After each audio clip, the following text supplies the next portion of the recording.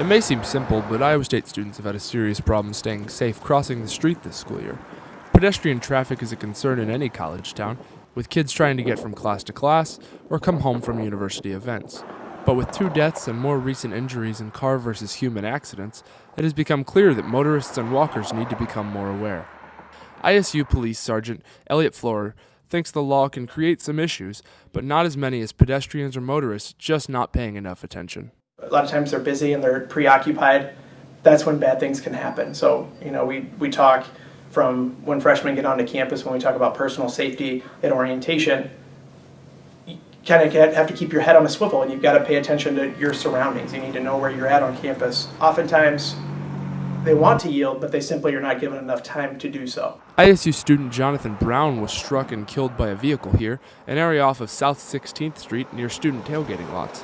Senior Dustin Payton wasn't killed, but on the opposite side of town was struck by a vehicle on Monday and has a cracked hip from the accident. I think I've been knocked off a bicycle at that intersection before, and I just got a Facebook message from another young lady who's been hit at that intersection, I think just last month. So apparently people just aren't paying attention.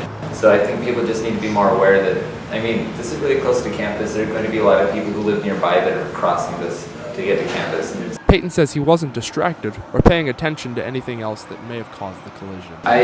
When I was crossing and I saw the van approach the intersection, I remember looking up to try to make eye contact with the driver.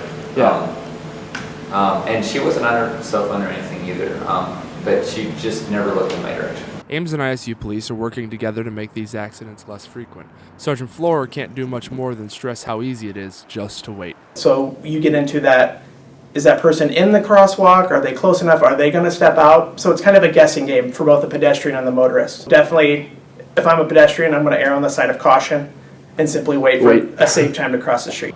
With so many students jaywalking, Florer is surprised it doesn't happen more often. Absolutely. We could have several of these every day. I think there's lots of close calls all over campus and in the city of Ames, unfortunately. To ensure pedestrian car accidents don't occur more often, it's simple.